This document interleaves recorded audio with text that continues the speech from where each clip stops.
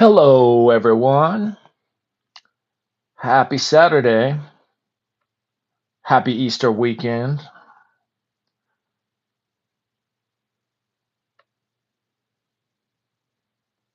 Happy sound check. Check. Are you there? How's the sound today? Come on.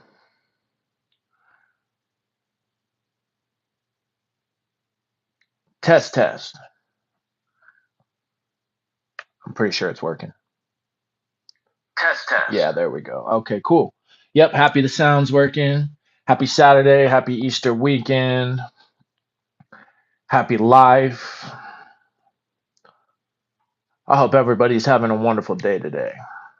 So, today, let's do what we would normally do anyway and get some class B going. Maybe just a little bit, but we'll still do some nonetheless. But it has been one of those weeks where I've just had to put my focus elsewhere for the most part. You know how it goes. You know how life can be from time to time. But I do enjoy spending time with you guys. I do enjoy reading these books, studying them with you guys. And I do think some type of communication is good. I mean, I guess I could have made a post and said, hey, but it's kind of one of those things that more fell in my lap. So it is what it is. Just for anybody who was maybe sweating it, well, now you know. And for everybody else who just doesn't care, well, good. Either way, wonderful. Also, a heads up, I have got a perfect cat here who is in heat, so she may or may not make some noise in the background. Most likely, it's definitely going to get hair on my gloves. Hey, hey, you're all right. All right then. So what's up, everybody? This is Jay Baldale. Welcome to my channel. Welcome to Class B. We're gonna get back into some Dhammapada, some Buddhism. And if you're new and end up enjoying this content, then please hit a like, share, or subscribe. Oh, I better get my chat pop back real quick, and then let's pull a tarot card and do a little bit of reading from this here book.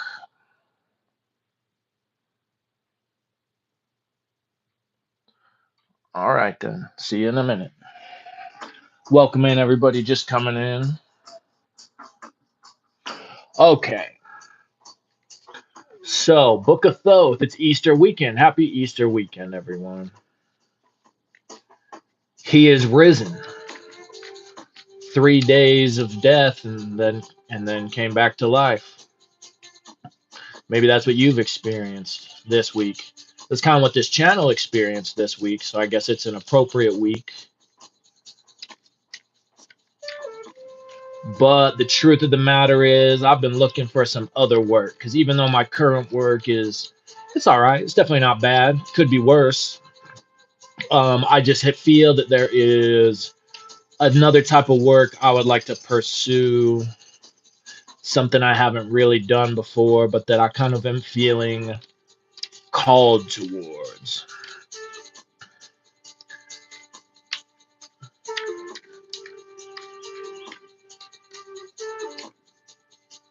So between my actual work and trying to figure that out, it was a good time to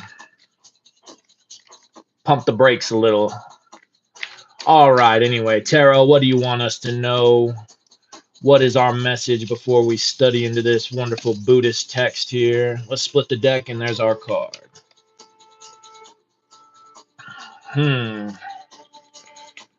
Trump. It's a trump card. Oh, no. Nice. Two of discs. Two of pentacles. Cool. Well, maybe that's just for me, and maybe my efforts of looking for this new type of work are going to pan out swell after all. The Lord of Change. We see the two. I think we pulled this one once before, if I'm remembering correctly. But yeah, we see the two yin yang, so we see that balance of light and dark here. But in the material realm, right? So in things like our job or maybe our living situation, whatever, a type of change, but it's also seen as a harmonious change. So even though it's kind of in that what can be interpreted as a chaotic sphere of Hokmah on the tree of life, this one not so much. This one's got a lot more harmony and balance to it, and with that aspect of Jupiter in there as well, Jupiter and Capricorn. To me, at least, I'm definitely taking this as a sign that pursuing this new type of work is going to bring about a harmonious change in my life. So that's good. And if that is something that resonates with what you've got going on, whatever type of change in the material world, in your physical situation, maybe you've been looking for a new place to live. Maybe your lease is about to expire and your landlord's been driving you nuts, and so now you're looking for somewhere new to go. So that's what we pulled. That's what we got today, at least. Or maybe if we put in that slightly more spiritual element, that maybe some of the rituals, maybe if you did some equinox type of workings, that now that it's Easter, has been a little bit of time for that to kind of catch back up. And so you're going to start seeing the ways that that produces a change, not only within you, but without you as well. All right, so the Dhammapada. And we left off on, oh yeah, chapter 18, impurity. Well, that's going to be pretty good, I think. This whole text so far has been pretty good, but that's usually what you get when you get into some of that real deal Buddhism or just any of the real deal teachings. Okay, so, all right, everything's looking good. Let's do it. Chapter 18, impurity. The brilliant Theravada commentator Buddhaghosa, in a precise, detailed work called The Path of Purification, specifies three basic kinds of impurity: greed, hatred, and infatuation. They are known as impurities, he explains, because they are dirty themselves like oil and mud, and because they dirty other things. Because personality is a process, and impurity spreads, corrupting other traits little by little. Hmm, that seems like a good highlighter right there. Because personality is a process, or we could say ego is a process, and impurity spreads, corrupting other traits little by little. And maybe some of you have experienced that. Maybe you've gotten into those modes of life where you start to slack in one area. You start to find you're getting stressed out or angry or something at one thing in life, and then that starts spreading into other things. The next thing you know, you are just upset at everything, darn near just about every single little thing. The Buddha's examples elucidate this idea further. The body loses health when it does not get enough exercise. Therefore, indolence is an impurity in physical health. Oh, that's another great example. Yep, maybe you're somebody who's gone and done some working out, and then you fell off for whatever reason, and so the progress you had made was starting to slip, starting to slack. But then that starts frustrating you, and you start taking it out in other areas of your life. A house deteriorates when one does not take care of it. Carelessness ruins the work of a watchman. Stingy reservations taint even a lavish gift. An impurity, in other words, is any habit, mistake, or foible that corrodes or coarsens something good. Gradually, through the continual production of unfavorable karma, it eats away at personality as a spot of rust corrodes a piece of iron.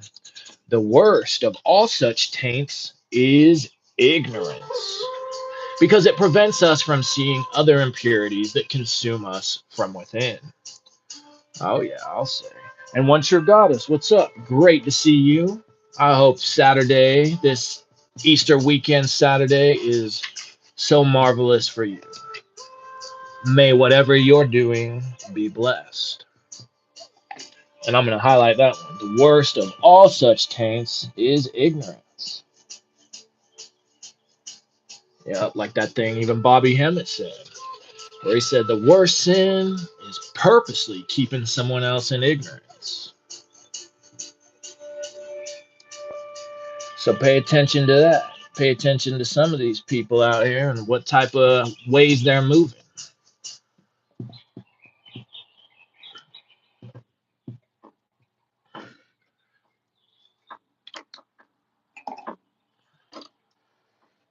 As always, the Buddha contrasts the consequences of two opposite choices. If we do nothing to remove impurities from our character, the habits they foster will grow stronger. Eventually, they cannot help outstripping our will so that we have no protection against serious lapses of judgment, which will gradually drain us of vitality and health. So we could say we saw that in our tarot pull today too, but if we're looking at it in a negative way. So rather than that harmonious change, the way that one negative choice starts to have a domino effect, you could say. So rather than that balanced or harmonious type of change, in this sense anyway, it would be a change for the worse that then triggers another change, and that spiral down. We could look at it as. Rather than face death in such a condition, the Buddha exhorts us. It is better to strive to remove impurities little by little every day, as a smith gradually removes the dross from silver. Once free from all impurities, we are an island unto ourselves beyond the reach of corrosion. The key concept here is ashrava, translated as compulsion in verse 253. Its literal meaning, outflow, suggests a compulsive, only partially conscious seepage of vitality and mental energy into external desires and activities. Like toothpaste squeezed inadvertently from a tube, energy drained by an ashrava,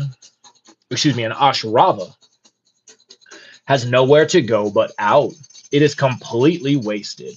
The example given here is focusing compulsively on another's faults and becoming angered by them, an activity which consumes a good deal of energy but accomplishes nothing. Other examples might be any compulsive habit or strong obsessive desire. But ashrava has another connotation, for the word also refers to an intoxicating beverage extracted from flowers or trees. And so I'm going to say a little something right there, because here's something cool that happened over this last week too. Was one YouTuber and Golden Dawn member who I really enjoy. He made a video kind of calling out actually another YouTuber I enjoy, and I don't think they really knew each other beforehand, but he kind of purposely put this guy on blast, as they say. He put him on trial. He pretty much said, and I felt like he did a pretty good approach of it, where he said, hey, this is just wrong. Like, this is just wrong. But this is right. This over here is good. This information's right. But this other stuff's just wrong. And you know what was so wonderful? That other dude actually popped in on the live stream, and rather than getting his little feelings hurt, getting all worked up, he said, thanks, man. Thanks for calling me out. Maybe we should collaborate and try to strengthen this and figure this out even more. What a concept. Imagine that, huh? Kind of like the way science works, kind of like the way anything worth collaborating works, but hey. But at a certain point, right, if you're just going to be somebody who's driving yourself nuts and just talking about, oh, everybody's doing this wrong, this person does this and all of that, then that's not really accomplishing much. But that's a great example of how that actually brings about a two of discs, right? A harmonious change. On his tours through village India, the Buddha must have become familiar with the way in which coconut milk is hung out in pots from the trees to ferment, producing a toddy that many villagers still drink after a hard day in the fields. Always alive to the range of experience in his audience, the Buddha may have had this connotation in mind. when he chose the word ashrava to describe the genesis of an impure mental state, which goes on fermenting in consciousness and transforming more and more of the mind. Resentment and fixation on others' faults is a perfect example of how a heady ashrava can brew in the unconscious until a person reels under its influence, losing control whenever a situation or person provokes him. Practice of right speech and right conduct are essential steps in stopping this fermenting process. So that goes into what I just said, right?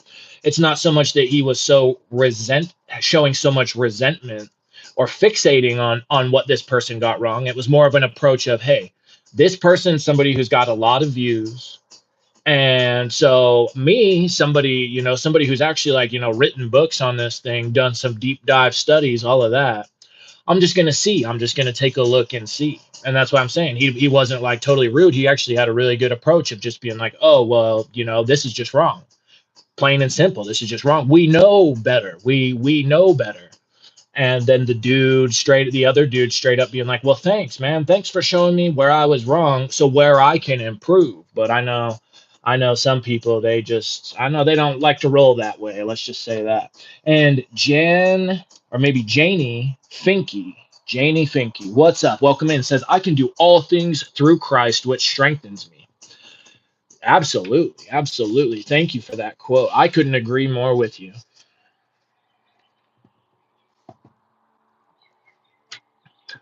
All right. So impurity. 18. You are like a withered leaf, waiting for the messenger of death. You are about to go on a long journey, but you are so unprepared. Light the lamp within, strive hard to attain wisdom, become pure and innocent, and live in the world of light. Your life has come to an end. You are in the presence of death. There is no place to rest on this journey, and you are so unprepared. Light the lamp within, strive hard to attain wisdom, become pure and innocent, and you will be free from birth and death. Make your mind pure as the silversmith blows away the impurities of silver, little by little, instant by instant. Well, you can come here. Come on. Come on. You want to come here? All right, then. As rust consumes the iron which breeds it, evil deeds consume those who do them.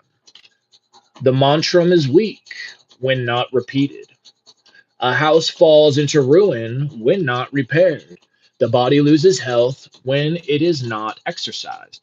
The watchman fails when vigilance is lost. Lack of modesty is a drawback in women. Lack of generosity taints those who give. Selfish deeds are without merit here and hereafter.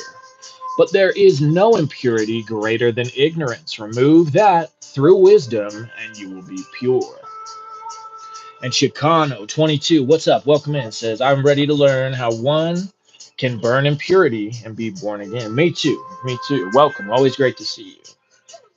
And some of that right there, it goes into like what my gnosis was saying. So I know I was being a little bit of a pain, but that was to ultimately hopes to strengthen these things. But I think if we can all some of us at least can get on some type of live stream and have that discussion like we were talking about, then that's going to really accomplish that. Because I agree with him. It can be hard to do that when you're just reading what people are saying in the chat. But right there, remove that through wisdom. But what wisdom, right? That should be a capital W wisdom if you're asking me, because if we lowercase certain things like self or capital S self, you know what I mean? It's like I told him last night too. I said capital T truth. It goes beyond words. The minute you start to define what capital T truth is, it already starts to become false. It's the thing it's just beyond everything. So remove these impurities. No impurity greater than ignorance. Remove that through wisdom, and you will be pure.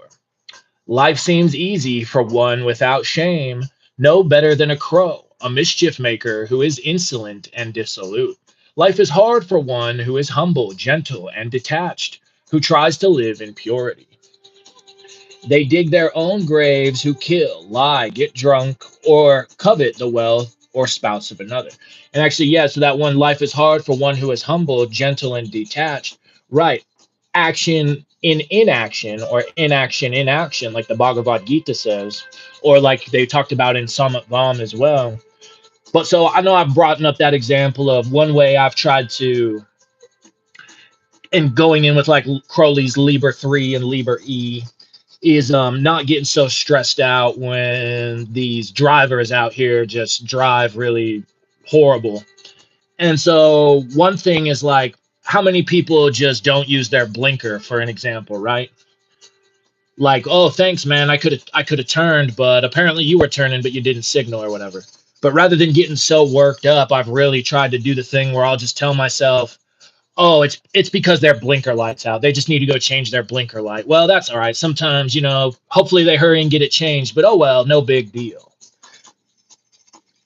But it's hard, right? Like he says right there, it's hard to try to live your life in those ways. It takes work.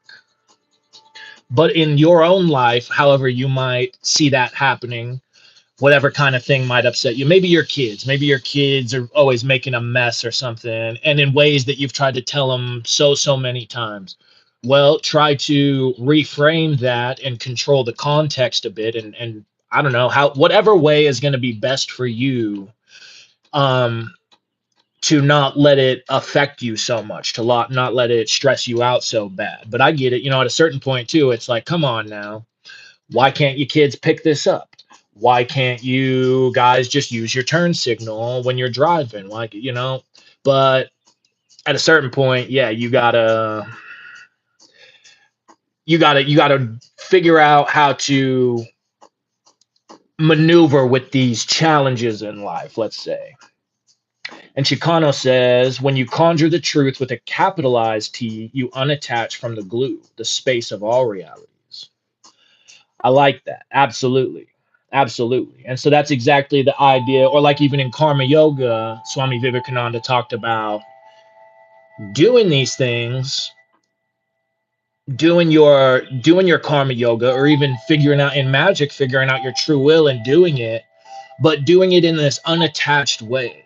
This way of, that capital K knowing, realizing that, yeah, maybe this is all a dream or an illusion, but there's still a point to it while I'm doing it. Just like if you're playing a video game, there's objectives in the game. There's things to do. There's a way you beat the game. And sure, you could argue, oh well, I can beat the game by watch this and just unplug it from the wall. But that's kind of just being lame, honestly. That's just being a child. That's being immature.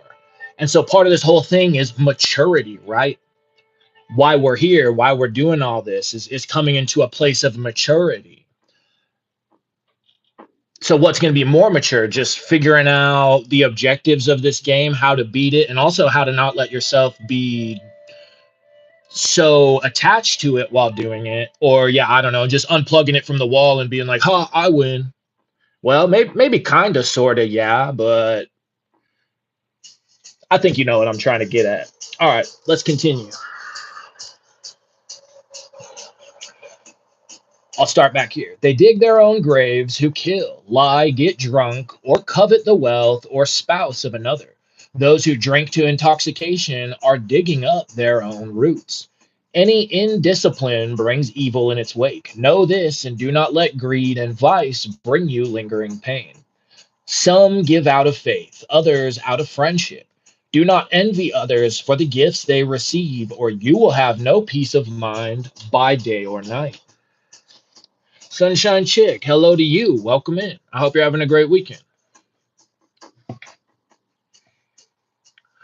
Those who have destroyed the roots of jealousy have peace of mind always. I can only speak from a Western perspective. I'm sure jealousy exists, but maybe different in other cultures and parts of the world. But I know at least in the West, oh man, that's a tough one. We're pretty much programmed with that jealousy from the time we're young, because we're always looking at, what do the neighbors have? What do the kids in my school have? Oh, they've got this. They've got these shoes. I want those shoes. That's cool. I'm, oh, that person is better looking than me. I wish I was that better looking. What, you got, I think you know what I'm talking about, since most of you are also in that part of the world. And yep, I'll tell you, that's a true statement right there. Those who have destroyed the roots of jealousy have peace of mind always. There is no fire like lust, no jailer like hate, no snare like infatuation, no torrent like greed. It is easy to see the faults of others. We winnow them like chaff. It is hard to see our own. We hide them as a gambler hides a losing draw. But when one keeps dwelling on the faults of others, his own compulsions grow worse, making it harder to overcome them. There is no path in the sky, there is no refuge in the world for those driven by their desires. But the disciples of the Buddha live in freedom. There is no path in the sky, there is no refuge in the world for those driven by their desires. All is change in the world, but the disciples of the Buddha are never shaken. Okay. I'm gonna get some water, and then we're gonna do at least one or two more today. Might as well.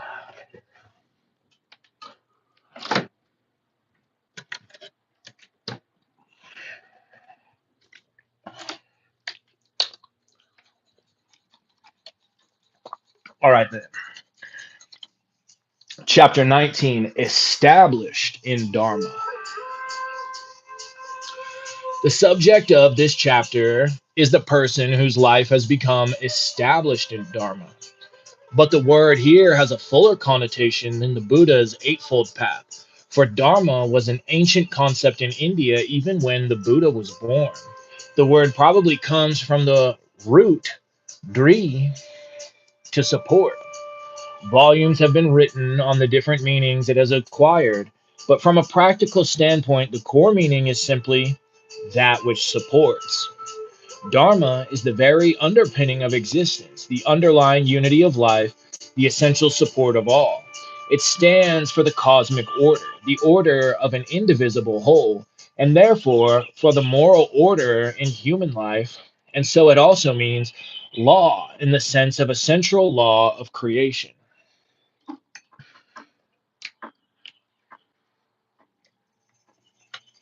And so let's go back to that video game analogy real quick. So, say you're playing that game, and whatever objectives are in that game, and sure, you've got side quests, whatever, but we could say that all goes towards the dharma or the law of this particular game. So, sure, you could just plug it in and go running around screwing off and not actually doing the objectives. Sometimes that can be fun.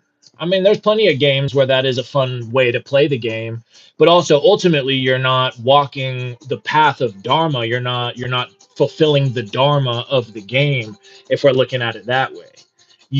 I guess you could say you're one step a little bit better than just unplugging the thing and throwing it at the wall and saying this is stupid. This isn't even real. It's just a game.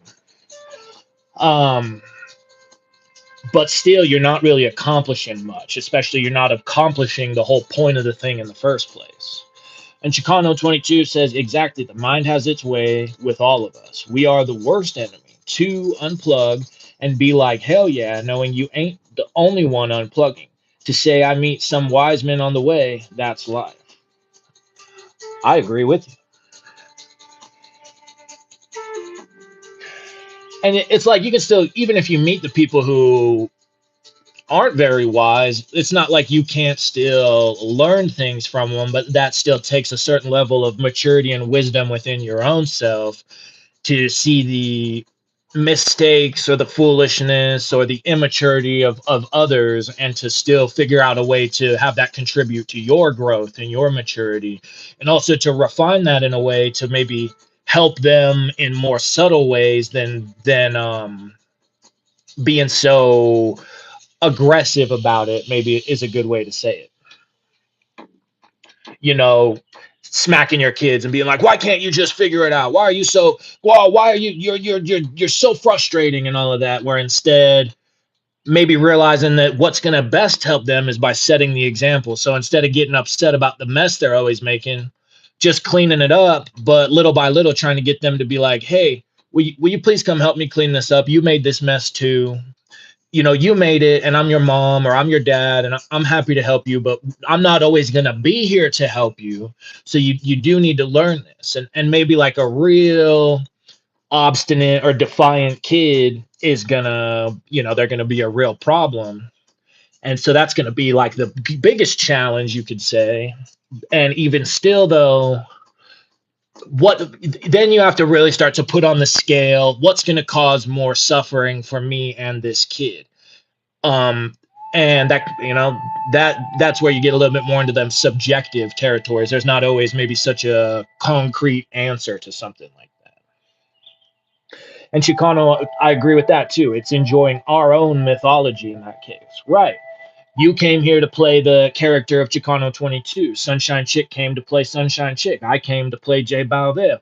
So why not, right, why not just figure out a way to get more in harmony with that thing, to see this character out the way it's supposed to be seen, than be fighting it so much in one way or another. When the Buddha saw the workings of Dharma in his cosmic ecstasy under the Bodhi tree, he chose this word to describe the goal of human life, not self realization or union with God, but simply living in complete harmony with life's cosmic interdependence.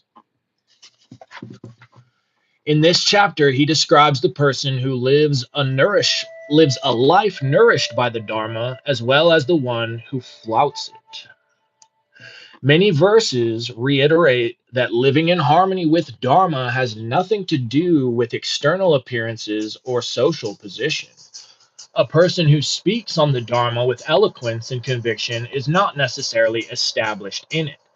Even a monk or a bhikshu should not be considered established in Dharma by virtue of vows alone.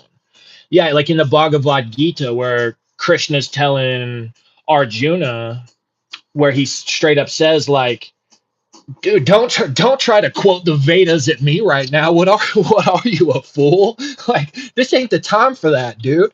I don't care about these Vedic concepts and spirituals. Like, you've got a battle to fight, dude, and that's your dharma. And if you don't go do it, then it goes to show that none of that. Yeah, you're just taking a piss all over what you should be doing, all over your dharma. You're truly sinning in that case. Similarly, a thera or elder does not earn this title just by the graying of his hair. The true follower of the Dharma is that person who has passed beyond the reach of good and evil. That is, who no longer has to deliberate between right and wrong. Harmony with the Dharma is as natural and necessary as breathing. And if one is truly an elder, conduct will surely show it. For such a person will be free from all impurity. The Buddha despised any religious authority due solely to position, particularly if the person was corrupt. For him, authority emanated only from true spiritual attainment. That's a highlightable one.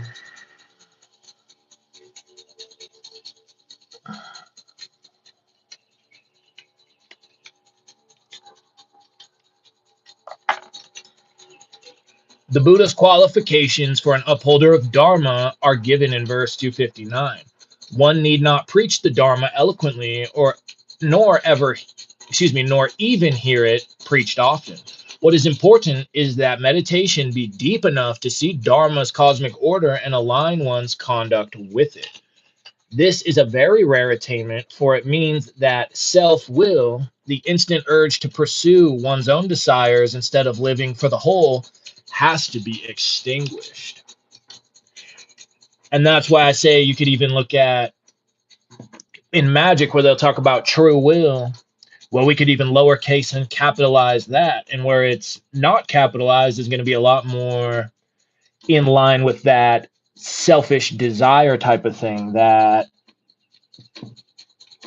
chasing what it is you want rather than whether you obtain it by meditation, whether you attain it by magical ritual, that figuring out what it is you're supposed to be doing and then doing it.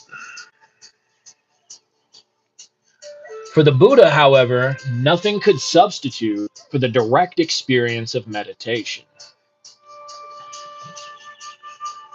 Do not accept something merely from tradition or out of blind faith, he says. Do not accept it even on the word of your teacher.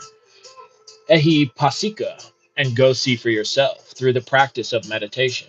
Or, right, since a lot of us are also looking at the Western thing, magic and all that, through the ritual.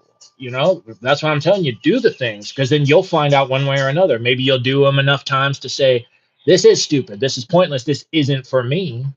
Or maybe you do them and you realize they do start to do things to you. They do start to change things for you. They do start to shift you into these ways that are a lot more in harmony, in alignment to a Pentacles again. Because it's going to be that internal is going to be reflected in the external always, right? To be established in Dharma means not only seeing it face to face in enlightenment, but repeating the experience over and over until unity is more real than the passing show we know through the senses. Only then will one's actions never fall back into the tyranny of lower laws.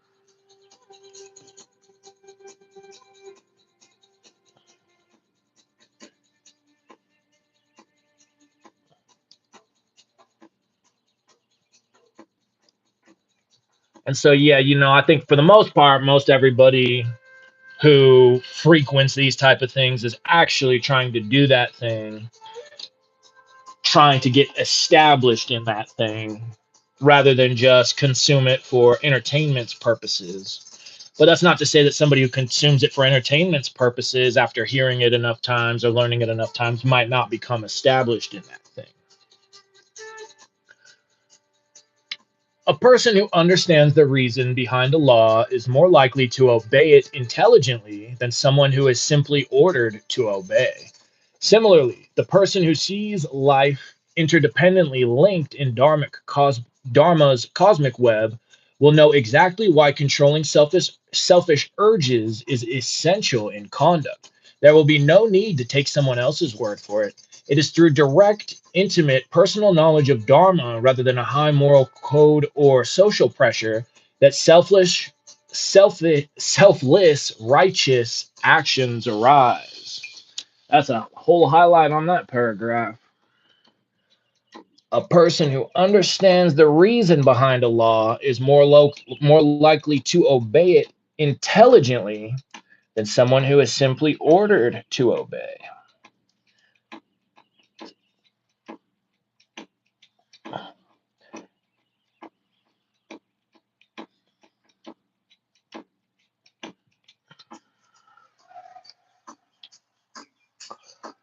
All right.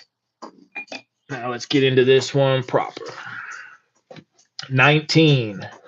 Established in Dharma. They are not following Dharma who resort to violence to achieve their purpose. But those who lead others through nonviolent means, knowing right and wrong, may be called guardians of the Dharma. One is not wise because he talks a good deal. They are wise who are patient and free from hate and fear. Dharma is not upheld by talking about it. Dharma is upheld by living in harmony with it, even if one is not learned. Gray hair does not make an elder. One can grow old and still be immature. A true elder is truthful, virtuous, gentle, self controlled, and pure in mind. Neither pleasant words nor a pretty face can make beautiful a person who is jealous, selfish, or deceitful. Only those who have uprooted such impurities from the mind are fit to be called beautiful. Shaving one's head cannot make a monk of one who is undisciplined, untruthful, and driven by selfish desires. He is a real monk who has extinguished all selfish desires, large and small. Hey, and if you guys want to watch a really good Buddhist movie, there's this Korean Buddhist movie called Spring, Summer, Fall, Winter, and Spring. Watch that one for sure. Great movie, and that's talked about a lot in that this so far is really in alignment with what that movie also depicts. Oh, begging alms does not make a bhikshu. One must follow the Dharma completely. He is a true bhikshu who is chaste and beyond the reach of good and evil, who passes through the world with detachment.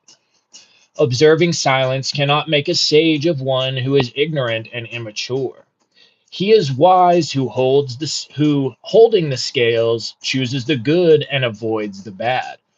One is not noble who injures living creatures. They are noble who hurt no one. Not by rituals and resolutions, nor by much learning, nor by celibacy, nor even by meditation can you find the supreme immortal joy of nirvana until you have extinguished your self will or your selfish desires. Man, that was a good one. That last one, especially, too. Not by rituals and resolutions, nor by much learning, nor by celibacy, nor even by meditation can you find the supreme immortal joy of nirvana until you have extinguished your self will. Whew. Okay, let's see. We're about a little over 40 minutes now. How long is this? The path. Oh, that's a pretty short one. We'll do one more today then, and then we'll call it a day. Yeah, personally, I love Buddhism. I mean, I know it might not be everyone's cup of tea, but that's why I'll get on some of the kicks I get on because it's just that at the end of the day, it's about what causes suffering and what doesn't. You know, Zero and I had that talk recently too, where we hopped on the phone and I told him, "Look, man, even if it's all an illusion, sure, but there's two different ways to go through the illusion, and it's the way that creates more suffering, that sustains the suffering, and then there's the way that relieves the suffering and removes the suffering. And sure, at the absolute highest thing, none of it's real anyway, yada yada. But guess what? None of us are there. So in the meantime, how you gonna move? All right. Chapter 20, The Path. The Buddhist Pali Canon is several times as long as the Old and New Testaments combined, yet not even a fraction of this literature directly deals with the steps of the Buddha's Eightfold Path. Instead, there is much discussion of insights attained on that path and the philosophical doctrines derived from those insights. So much, in fact, that the reader of Buddhist scriptures might tend to forget that the actual practice of the Eightfold Path was the Buddha's central teaching. It is, he assures us, the same path that he himself traveled to reach the end of suffering. Had it not been practiced and mastered by him and many others, there would have been no one to make the dazzling insights of later Buddhist philosophy. One of the reasons so little is said about the Eightfold Path is the highly intellectual bent of many Buddhist thinkers, who might have found matters like right occupation rather mundane. Another explanation may be the fact that until very recent times, practical spiritual instruction in India has always been oral, direct from teacher to student. And don't forget, that's how a lot of magic was too, especially things like Kabbalah for the longest time because it was considered profane. It was considered you were literally adding a level of profanation of degrading to by writing these things down. All right, so that in any case, we should not expect to find written instruction in the Eightfold Path. Whatever the explanation, the path remains far more important than the philosophy. It is, in the Buddhist's own estimation, his foremost gift to mankind. That being said, hold on one sec. The path remains far more important than the philosophy.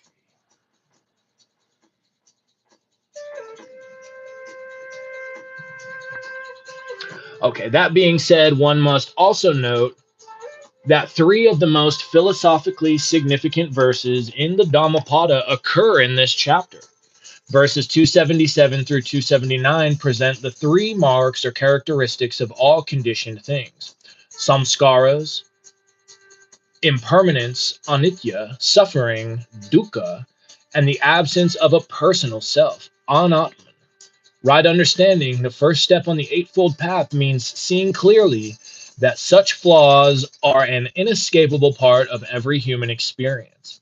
The other seven steps are there to enable us to build our lives on the only foundation that endures, the Dharma. All right, 20, the path.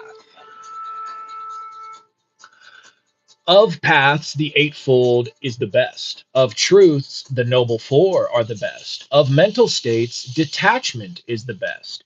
Of human beings, the Illumined One is best. This is the path. There is no other that leads to the purification of the mind. Follow this path and conquer Mara. This path will lead to the end of suffering. This is the path I made known after the arrows of sorrow fell away. All the effort must be made by you. Buddhas only show the way. Follow this path and practice meditation. Go beyond the power of Mara. All created things are transitory. Those who realize this are freed from suffering. This is the path that leads to pure wisdom. All created beings are involved in sorrow. Those who realize this are freed from suffering. This is the path that leads to pure wisdom. All states are without self. Those who realize this are freed from suffering. This is the path that leads to pure wisdom. Now is the time to wake up when you are young and strong. Those who wait and waver with a weak will and a divided mind will never find the way to pure wisdom. Guard your thoughts, words, and deeds. These three disciplines will speed you along the path to pure wisdom. Meditation brings wisdom. Lack of meditation leaves ignorance. Know well what leads you forward and what holds you back, and choose the path that leads to wisdom. Cut down the whole forest of selfish desires, not just one tree only. Cut down the whole forest, and you will be on your way to liberation.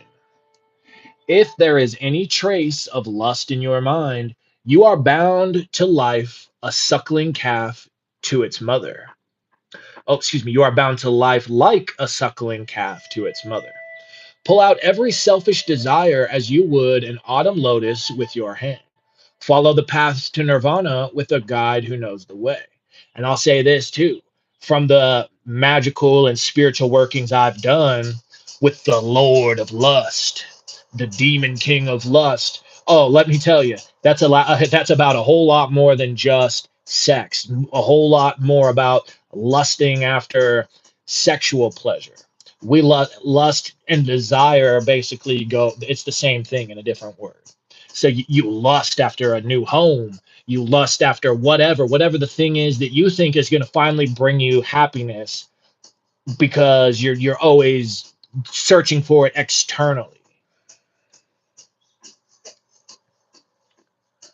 I will make this my winter home, have another house for the monsoon, and dwell in a third during the summer. Lost in such fancies, one forgets his final destination. Right there. Perfect. Perfect example of that lust, right? Oh, this is my summer home. This is my winter home. This is my other vacation home. I got boats at all of them. I got a Lamborghini at one. I got a Porsche at the other. I got a Mercedes at one. I mean, those are all cool, great. Yeah, sure, that's cool. That's fun, but ultimately, it's just more stuff to lust at, more stuff that you're convinced will finally make you happy, and it's just not the way it works. Death comes and carries off a man absorbed in his family and possessions as the monsoon flood sweeps away a sleeping village. Or that too, it doesn't have to be bougie stuff, right? You it can be really simple stuff that you still have a lust for. Neither children nor parents can rescue one whom death has seized. Remember this and follow without delay the path that leads to nirvana. All right, my most wonderful, beautiful people. Thank you for being here. That's going to do it for today, I think. I think 50 minutes is a good place to hit it for today.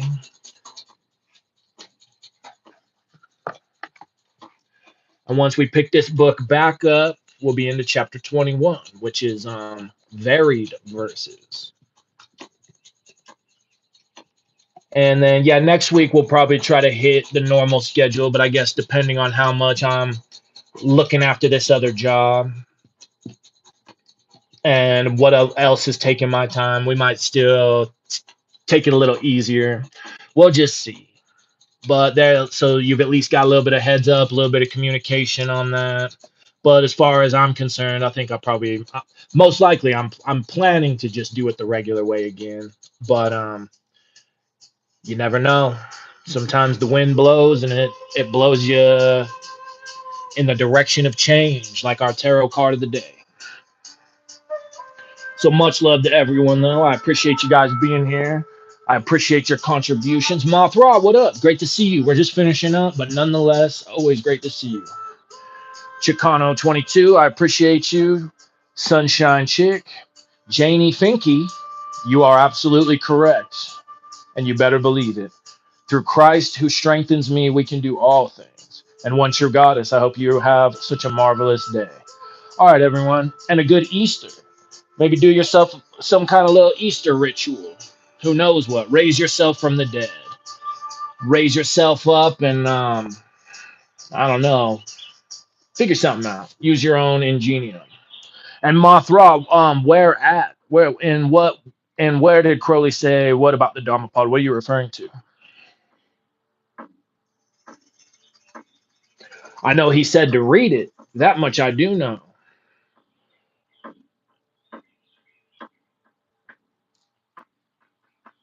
In Magic Without Tears. Oh, okay. No, I haven't read that one. Um, but I'll go see if I can't figure that out and give it a read. I appreciate you pointing me in that direction.